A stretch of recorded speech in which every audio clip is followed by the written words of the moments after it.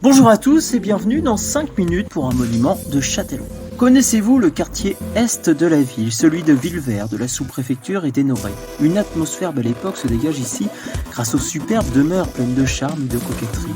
Chacune d'elles raconte une histoire et délivre un éclectisme architectural où l'art nouveau est utilisé à foison.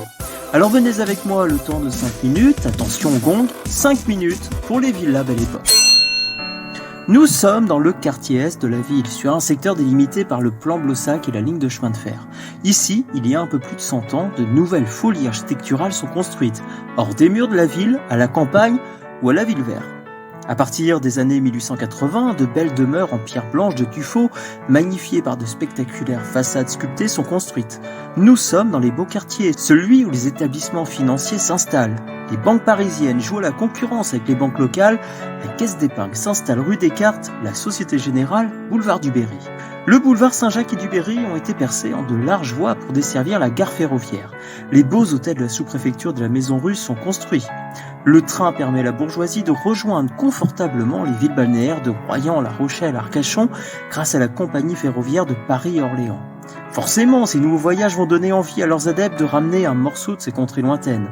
De nouvelles réalisations architecturales originales, modernes, jouant sur des styles éclectiques, cosmopolites et néo-régionaux, voient le jour à travers les villas villégiatures.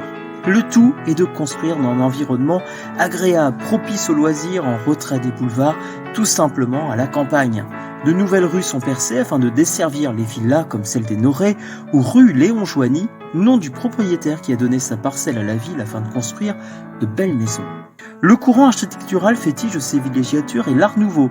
Il met en scène les courbes, les arabesques en s'inspirant de la nature.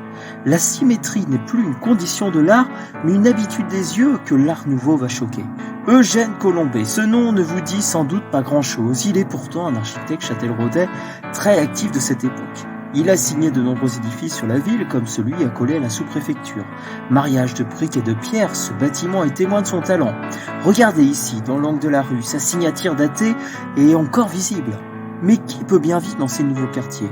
Vivre hors des murs de la ville est bien sûr un luxe. Il ne faut pas croire que seule la bourgeoisie achète ou loue une maison ici. On y trouve des artisans, commerçants, rentiers ou capitaines. Ce quartier est particulièrement demandé car il est proche du plan Blossac à la mode. Et je vous propose maintenant de me suivre, de flâner dans ce quartier. Commençons par ces 3 castels. Ils ont été construits aux alentours de 1910. Preuve en est par le macaron sculpté en haut de la façade. Doit-on ces constructions à Eugène Colombet ou Ferdinand Milor, les 2 architectes en vogue à l'époque? Je l'ignore. Ce qui est sûr, c'est qu'ici des éléments empruntés à l'architecture des châteaux ont été employés. L'art nouveau est à son paroxysme. Les volumes, les toitures créent différentes élévations, complexifiant le bâtiment. Regardez la richesse apportée par la multiplicité des matériaux. L'architecte joue avec la couleur blanche et rouge de la pierre et de la brique. Cette alternance donne un effet décoratif et original. La céramique est aussi utilisée. On appelle cette boule bleue un cabochon, c'est-à-dire un élément rond décoratif. Ça ne sert à rien, mais ça fait beau. Il donne ici un côté luxueux, comme si une perle d'émeraude avait été déposée sur cette façade. Continuons avec cette demeure. Il se dégage ici un air anglo-saxon grâce au motif gothique des fenêtres entremêlant la brique et la pierre.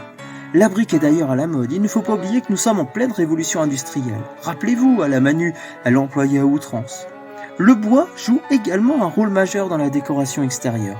Le toit débordement soutient la charpente par ses aisseliers. On se croit en Normandie et pourtant, nous sommes dans le Poitou. Ici, le jardin prend une place dominante. Il est conçu avec grand soin, avec des allées qui invitent à la promenade. Il reçoit des essences venues d'ailleurs. Il est le lieu de douceur et de farniente. Une nouveauté et un luxe qui était jadis seulement réservé à l'aristocratie. Voilà un des rares exemples de cottage à Châtellerault, employant une façade de silex grossièrement taillée. Pour rappel, le cottage est une petite maison de campagne anglaise. Sa façade est dissymétrique, avec de hautes toitures et surtout un pignon aux pierres arrondies. La nature est encore une fois imitée au service de la beauté. Cette maison donne tout simplement envie de poser le chevalet et de la peindre à la façon des impressionnistes de la belle époque. Continuons. 2 villas se regardent. Sur celle-ci, les pans de bois sont à la mode et employés. Le pan de bois est le symbole de la villégiature balnéaire. Il reprend tout simplement la vision utopique de la maison de campagne. D'ailleurs, rappelez-vous, à la même époque, la métairie du square Gambetta est construite. Elle aussi représente une superbe allégorie de la maison de campagne idéale. En face, une maison imposante propose un décor étonnant, style art déco. La symétrie et l'ordre sont employés contrairement à l'art nouveau. Ici, le décor n'a plus la liberté des maisons des années 1900. Il est sévèrement encadré par ces 3 bas-reliefs en calcaire. Il représente des formes naturelles de feuillage tout en ligne courbe. Un peu plus bas, la porte d'entrée est majestueuse et son minimalisme accroche l'œil. La lumière est quelque chose d'important, preuve en est par cette petite villa aujourd'hui étouffée par des immeubles modernes écrasants. Ici, un instrument a été employé, la verrière. Elle peut être en bois ou en fer forgé, elle sert de jardin d'hiver, s'ouvrant la plupart du temps sur le jardin. Certaines villas possèdent tout simplement leur écurie. Voici encore un signe de richesse. Peu de personnes en effet possèdent un attelage. Ici, elles sont magnifiquement mises en valeur, construites en briques. Elles voleraient presque la vedette à la maison de maître à côté. Les lambrequins, c'est-à-dire ces petites décorations en bois surmontant la toiture, permettent de magnifier le bâtiment. L'envie de villa ne s'est jamais éteinte tout au long du XXe siècle et encore à la mode au XXIe siècle. Ce qui a changé, c'est la forme.